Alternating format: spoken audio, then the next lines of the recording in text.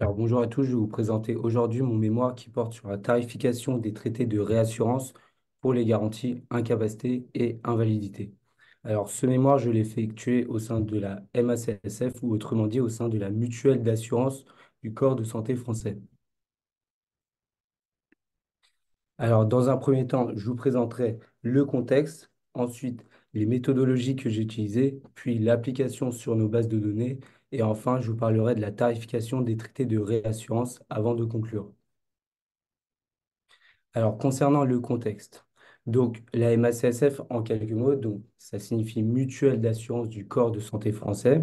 C'est une mutuelle qui a été fondée en 1935 et qui commercialise des produits IARD, prévoyance et épargne. Dans ce mémoire, on va principalement se consacrer sur le produit prévoyance. En termes de sociétaires, nous avons principalement des professionnels de santé, dont les docteurs, les internes à l'hôpital, les jeunes diplômés, les infirmiers et aussi les proches des professionnels de santé. Dans ce mémoire, on va principalement se concentrer sur les libéraux.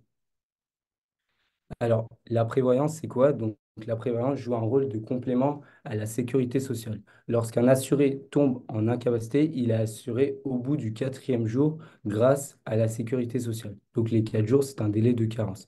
Il est indemnisé à travers la CNAVPL, qui est un organisme rattaché à la sécurité sociale et qui signifie Caisse nationale d'assurance vieillesse des professions libérales. Entre 90 jours et 1095 jours, l'indemnisation dépend de la caisse professionnelle auquel l'assuré est rattaché. Et ensuite, après 1095 jours, ou autrement dit après 3 ans, l'individu passe en invalidité et il est indemnisé à travers la caisse de retraite. La MACSF, dans tout ça, indemnise donc sur le restant à charge du salaire de l'assuré. Concernant le contexte, donc l'objectif, c'est de créer un modèle de tarification des traités de réassurance pour les garanties incapacité et invalidité. Pour rappel, la garantie incapacité est une garantie qui indemnise l'assuré en cas d'incapacité de travailler de manière temporaire. Il faut aussi que sa durée d'incapacité soit supérieure à la franchise et inférieure à 1095 jours, soit 3 ans. L'invalidité, c'est une garantie qui indemnise l'assuré en cas, lorsque sa capacité à travailler est réduite d'au moins 2 tiers et de manière permanente. L'indemnisation se fait à travers une rente d'invalidité. Donc, comment on va faire pour créer un modèle de tarification? On va donc, dans un premier temps, estimer les différentes probabilités de passage des sinistres susceptibles de dépasser les seuils de réassurance.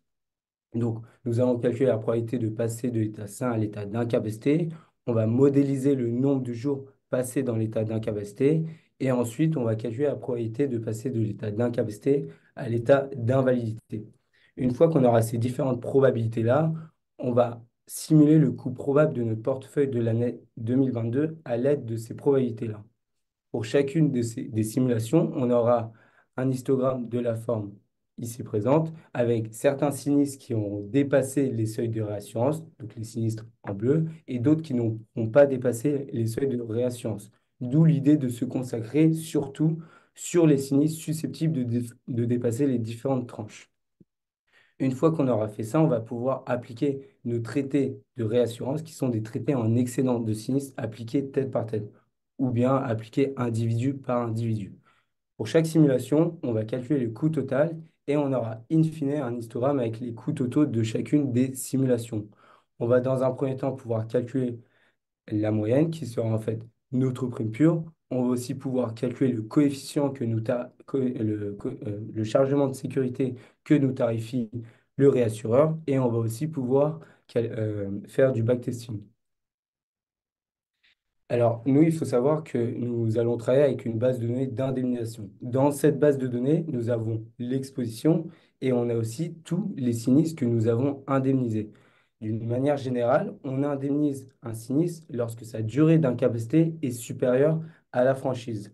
Or, parfois, nous avons des sinistres que nous avons indemnisés alors que sa durée d'incapacité est inférieure à la franchise. Ces sinistres-là, que j'ai appelés incapacité inf, juste ici, sont dus à une clause Donc, c'est par exemple, si c'est un accident, si on s'aperçoit que le sinistre est dû à un accident, on va ramener sa franchise, qui est par exemple de 14 jours, à 0 jours. Et on va indemniser l'assuré dès le premier jour. Nous avons aussi une autre cause qui est la cause de grossesse. Ces deux causes-là, grossesse et incapacité inf, donc les incapacités où la durée est inférieure à la franchise qu'on indemnise, ont très peu de chances de dépasser les seuils de réassurance. C'est pour ça que dans ce mémoire, on va principalement se consacrer sur la troisième cause de sinistre, qui est le cas classique, où l'on indemnise un sinistre si sa durée d'incapacité dépasse la franchise. Donc, dans un premier temps, on va calculer la probabilité de passer de l'état sain à l'état d'incapacité sup. On va ensuite modéliser le nombre de jours passés dans cet état, mais à travers deux approches. La première approche va consister à modéliser la durée totale du sinistre et la seconde approche va consister à modéliser d'une part la durée des arrêts de travail et d'autre part, on va modéliser le nombre de rechutes. Donc j'y reviendrai juste après. Une fois qu'on a modélisé le maintien en incapacité, on va calculer la probabilité de passer de l'état d'incapacité à l'état d'invalidité. Alors, concernant les méthodologies, donc dans notre base de données, on a la date à laquelle l'individu est rentré dans l'état sain, on a la date à laquelle il est passé dans l'état d'incapacité, la durée associée à son incapacité et une indicatrice indiquant si oui ou non il est passé en invalidité. Donc sur ce schéma, je vous ai représenté le cas typique d'un assuré dans nos bases de données. Il arrive dans l'état sain, il y reste pendant une certaine période, il passe ensuite en incapacité pour une certaine cause, il y reste pendant une certaine période des deux, mettons. Parfois, il repasse dans l'état sain et ensuite, il peut repasser en incapacité pour les mêmes causes que le premier arrêt. C'est ce qu'on appelle une rechute. Et il peut faire plusieurs va-et-vient comme ça. Et parfois, au bout d'une certaine durée d'incapacité, il peut passer en invalidité. Donc, selon la loi que nous cherchons à modéliser, on va étudier différentes périodes de temps. Si on souhaite calculer la probabilité de passer en incapacité, on va étudier les périodes où il est dans l'état sain et l'événement à étudier sera le passage en incapacité. Si nous souhaitons étudier le maintien en incapacité, on va donc étudier les périodes où il est en incapacité. Par contre, on va le faire à travers deux approches. La première approche va consister à modéliser la durée totale du sinistre. Donc, pour ce faire, on va agréger la durée des arrêts par sinistre. Donc, sur ce cas, on va agréger les durées des 2, des 4 et des 6. Pour l'approche 2, on va dans un premier temps modéliser la durée des arrêts. Et dans ce cas-là, on va laisser les durées des arrêts comme telles dans la base de données. Par contre, on va modéliser le nombre de rechutes à travers une loi de comptage. Avec cette approche-là, on fait une hypothèse forte d'indépendance entre la durée des arrêts et le nombre de rechutes. Pour le passage en invalidité, on va donc étudier les périodes où il est en incapacité, mais par contre les périodes agrégées, puisque la probabilité de passer en invalidité dépend de l'âge d'entrée en incapacité d'une part et de la durée totale passée en incapacité. Comme nous travaillons avec des données de durée, on a affaire à de la censure et de la troncature. Ici, je vous ai représenté quatre exemples d'individus. Donc, le premier exemple, on voit qu'on observe l'individu dès le début de l'observation. Au bout d'un certain temps, il passe en incapacité. Donc, on observe pleinement sa durée lorsqu'il est dans l'état sain. Une fois en incapacité, il repasse dans l'état sain. Donc là encore, on observe pleinement sa durée lorsqu'il est dans l'état d'incapacité. Néanmoins, à la fin de l'observation, il est toujours dans l'état sain. Donc, on n'observe pas pleinement sa deuxième période dans l'état sain. C'est ce qu'on appelle une censure à droite. Pour l'individu 2, c'est assez similaire, mais cette fois-ci, à la fin de l'observation, il est toujours dans l'état d'incapacité. Et pour l'individu 3, on voit qu'on observe l'assuré peu de temps après le début de l'observation. C'est ce qu'on appelle une troncature à gauche. Et l'individu 4 représente le cas classique de nos assurés. Donc, on observe l'individu peu de temps après le début de l'observation. Il reste dans l'état sain, il passe en incapacité, il fait plusieurs va-et-vient et au bout d'un certain temps, il passe en invalidité. Donc, selon la loi, on a affaire à différentes censures. Pour l'incidence, ou autrement dit pour le passage en incapacité, on a une censure s'il n'y a aucun passage en incapacité. Pour le maintien, on a de la censure si la durée est égale à la durée maximale d'indemnisation. Et pour l'invalidité, on a une censure si on n'observe aucun passage en invalidité. Donc, pour rappel, Donc, on a notre base de données, on a des caractéristiques personnelles, donc on a le sexe, l'âge, la CSP, et on a des caractéristiques liées au contrat, donc tout ce qui est indemnisation et rente d'invalidité. On a aussi des caractéristiques, bien évidemment, liées au sinistre, comme l'âge d'entrée en incapacité, la durée associée et une indicatrice pour le passage en invalidité. Donc, on a notre base de données et on va pouvoir filtrer sur les périodes que nous souhaitons utiliser. Donc, sur les périodes saines pour l'incidence, sur les périodes d'incapacité non agrégées, lorsqu'on va vouloir modéliser la durée des arrêts de travail, et sur les périodes d'incapacité agrégées, lorsqu'on va vouloir modéliser la durée totale du sinistre, et aussi lorsqu'on voudra calculer la probabilité de passage de l'état d'incapacité à l'état d'invalidité. Donc, concernant la méthodologie pour le passage en incapacité, donc nous avons notre base de données d'incidence. On va appliquer deux estimateurs. D'un côté, l'estimateur de Kaplan-Meier et de l'autre, l'estimateur d'Ohm. Et ensuite, on va appliquer un lissage en une dimension pour homogénéiser les résultats. Donc, on a utilisé trois méthodes. La méthode de Whittaker-Anderson, la régression kernel avec un noyau gaussien et le lissage de l'OS. Et à la fin, on obtiendra notre probabilité de passer en incapacité. Et donc, cette probabilité-là sera utilisée lors de la simulation de notre portefeuille pour la tarification de nos traités de réassurance. Pour le maintien en incapacité, nous, on a décidé de tester plusieurs modèles existants dans la littérature. Donc, dans la littérature, on retrouve des modèles non, voire semi-paramétriques, et on a des modèles aussi paramétriques. Dans cette présentation, je vais plutôt me consacrer à celle du milieu, donc les modèles paramétriques. Donc, on l'a fait à travers deux méthodes. La première méthode a consisté à faire une segmentation au préalable de notre de notre échantillon, et ensuite fitter une loi de probabilité tout en prenant en compte la censure à droite et la troncature à gauche. On a aussi testé un modèle économétrique de type AFT. On a ensuite, pour ces deux approches-là, utilisé les moments pour appliquer un lissage. Pour modéliser la durée des arrêts de travail, il nous faut aussi modéliser le nombre de rechutes. Pour ce faire, on a utilisé un GLM en supposant une loi conditionnelle binomiale négative. On a ensuite lissé les paramètres pour obtenir là encore une loi homogène. Pour le passage en invalidité, donc on a toujours notre base de données de maintien où la durée des arrêts est agrégée par sinistre. On a appliqué les mêmes estimateurs que pour l'incapacité, donc l'estimateur de Kaplan-Meier et l'estimateur d'Ohm, mais cette fois-ci en deux dimensions en fonction de l'âge d'entrée en incapacité et de la durée passée dans cet état. Pour le lissage, on a réutilisé les mêmes, mais on les a adaptés pour qu'ils lissent en deux dimensions.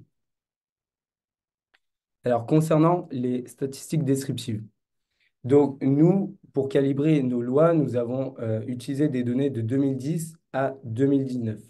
On peut voir sur le graphique de gauche qu'on a à peu près 60 000 assurés par année, ce qui nous permettra d'obtenir des estimateurs convergents.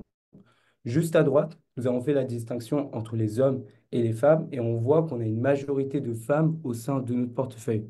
D'où l'idée de faire une première segmentation par sexe pour le passage en incapacité. Ici, nous avons à gauche l'exposition en fonction des classes socio-professionnelles. Donc, on a créé trois catégories de classes socio-professionnelles, les infirmiers et assimilés, les paramédicaux et assimilés, et les médecins et assimilés. On peut voir que nous avons un nombre d'individus significatif par groupe de classes socio-professionnelles. Juste à gauche, nous avons fait la distinction en fonction de la franchise. Et on peut voir que la majorité de nos assurés ont une franchise à 14 jours. C'est pour ça que dans ce mémoire, on va principalement se consacrer sur les individus ayant une franchise à 14 jours. Et du coup, la probabilité de passer en incapacité sera conditionnée au fait que la durée d'incapacité est supérieure à 14 jours.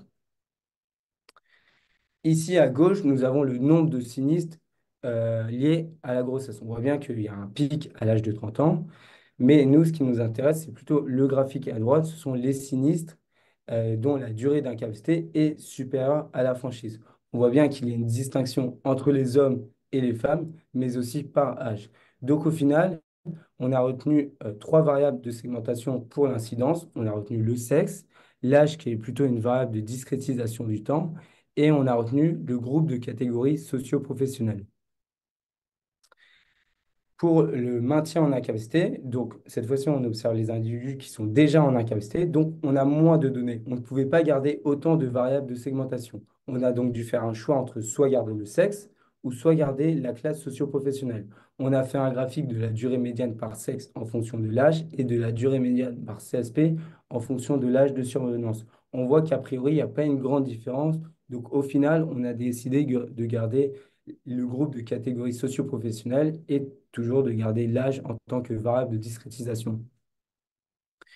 Pour l'invalidité, donc là encore, on observe encore moins d'individus et on le voit à travers ce graphique en deux dimensions avec en ordonnée l'âge d'entrée en incapacité et en abscisse le nombre de jours total passés en incapacité, qu'il y a pas mal de zones où on a très peu de passages en invalidité. Donc on ne pouvait pas garder la variable de segmentation de la CSP. Et en plus de ça, on a décidé de créer des groupes de classes homogènes, donc des classes d'âge et des classes de durée pour avoir des estimateurs toujours convergent. Alors, concernant le passage en incapacité, donc nous nous trouvons à ce niveau-là.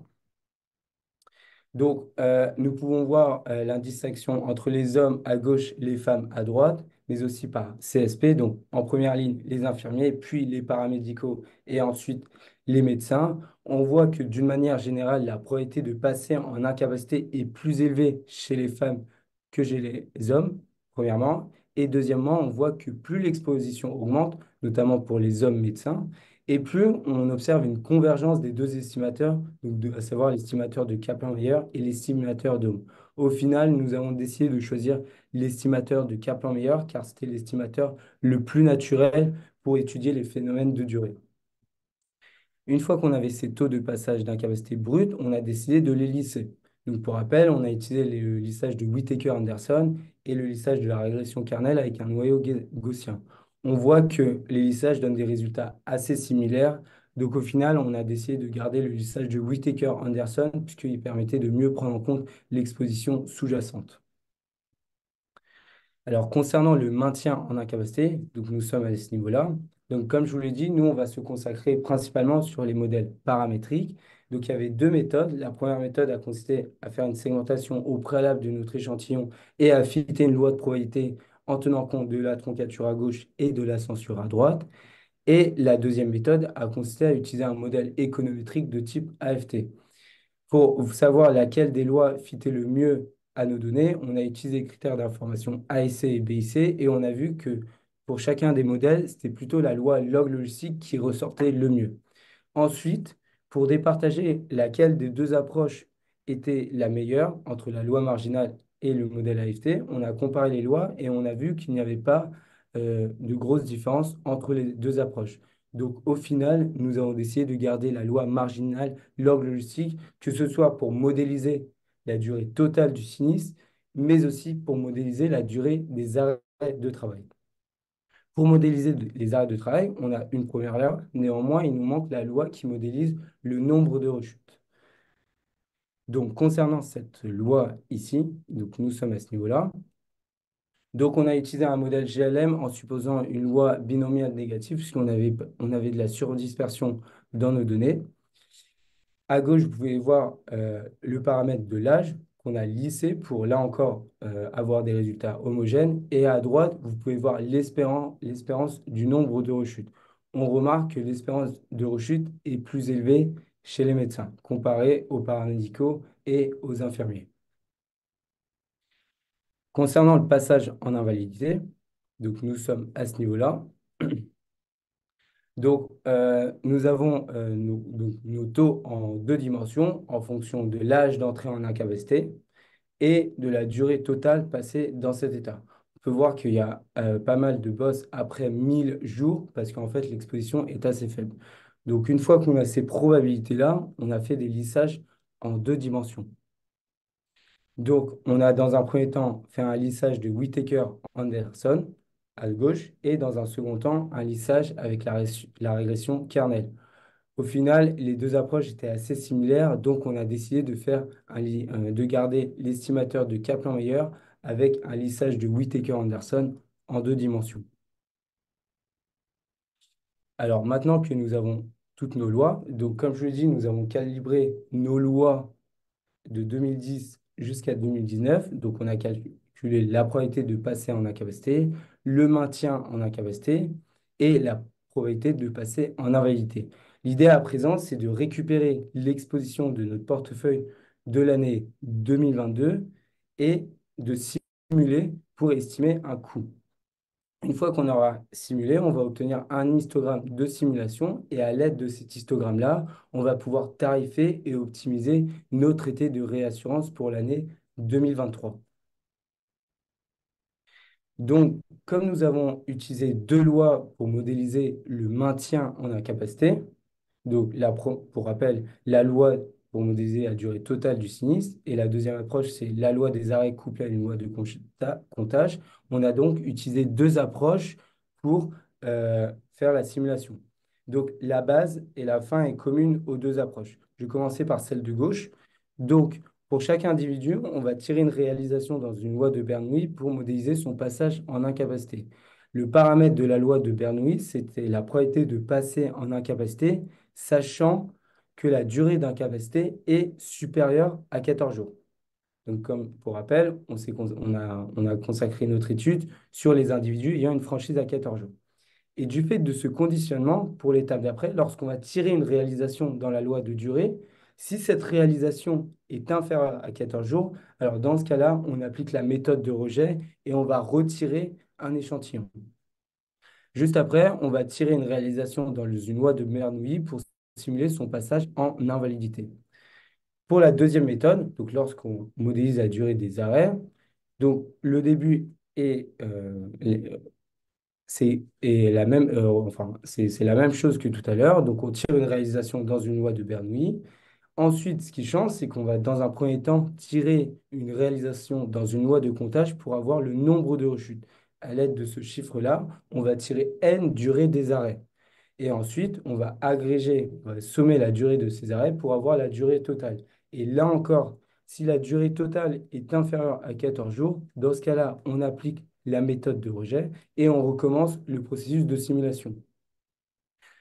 Pour l'invalidité, on va, comme tout à l'heure, tirer une réalisation dans une loi de Bernoulli. Alors ici, nous avons les résultats des simulations. Donc en première ligne, la charge brute, avec la distinction entre les coûts liés à l'incapacité, les coûts liés à l'invalidité et le total.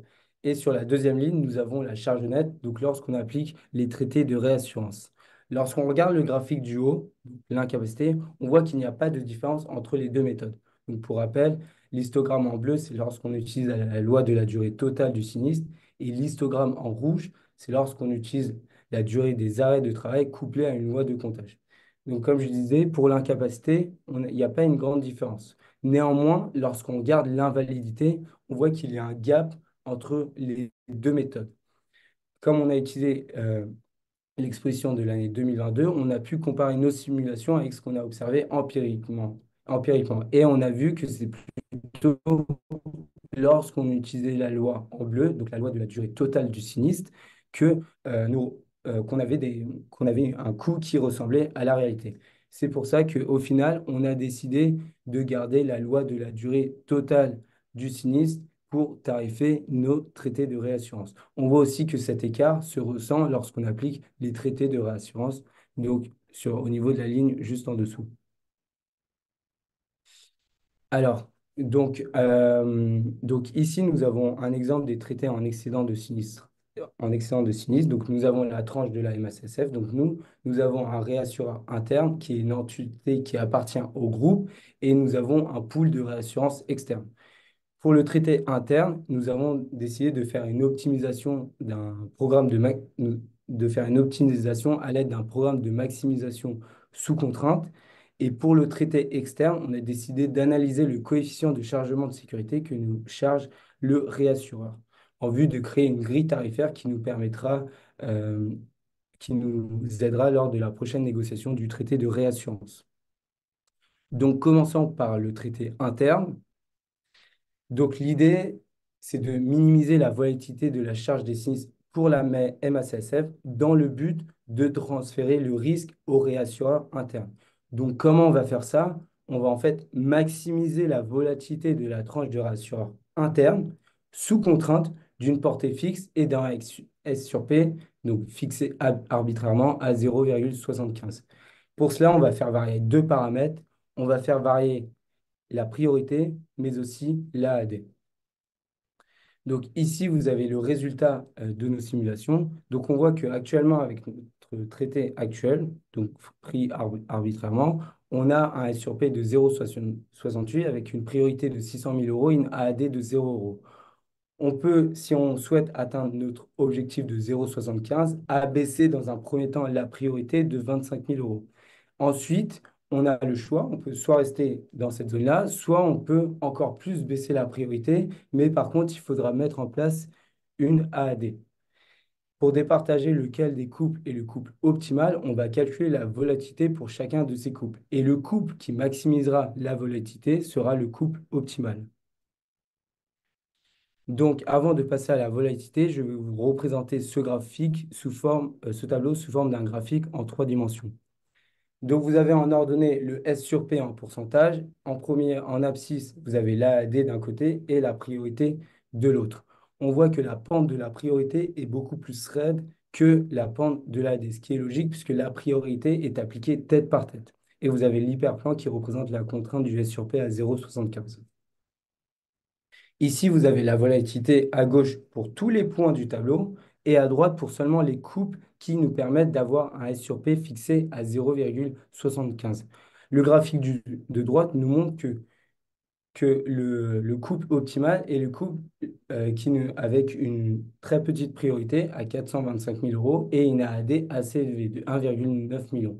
Néanmoins, dans les faits, on ne peut pas mettre en place du jour au lendemain une priorité à 425 000 avec cette AAD. Donc, dans les faits, la mise en place du nouveau traité de réassurance ne sera pas construit uniquement sur des faits actuariels.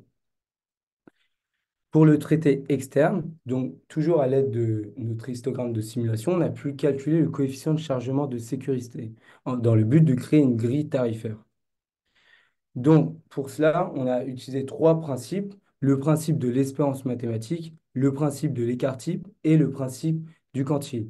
On voit que actuellement, le réassureur utilise, avec le principe de l'écart-type, un coefficient de chargement de sécurité de 1,75 et avec un S sur P de 26%. Donc, autrement dit, la prime commerciale que la MACSF paye est très élevée. Néanmoins, il faut nuancer puisque la priorité est très élevée au regard des capitaux sous risque qui sont derrière.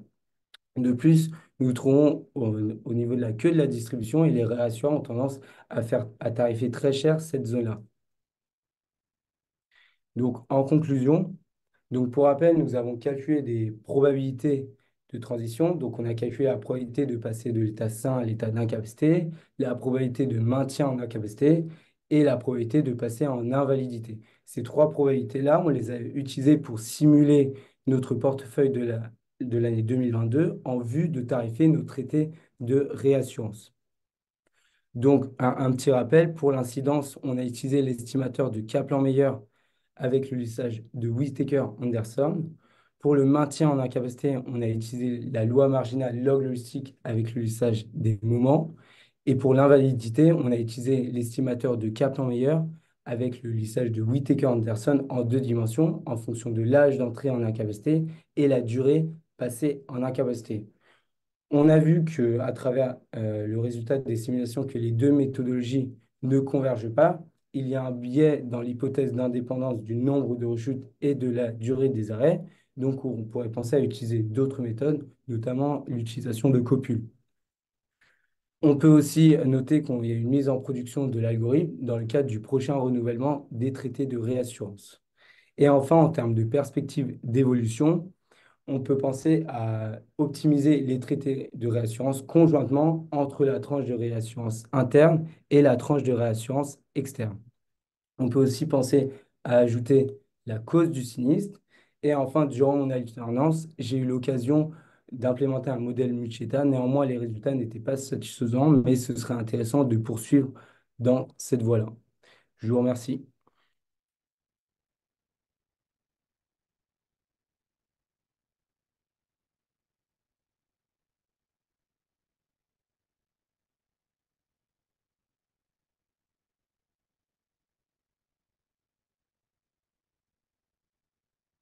Alors, j'ai une question en slide 30. Pourquoi avoir retenu la loi marginale log plutôt que le modèle AFT?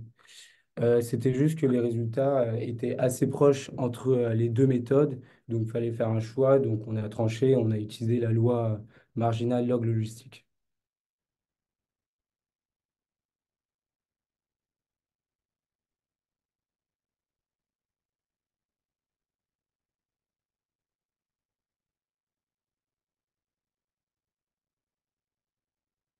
Et donc, je vais vous laisser s'il n'y a pas de questions. Bonne journée à vous.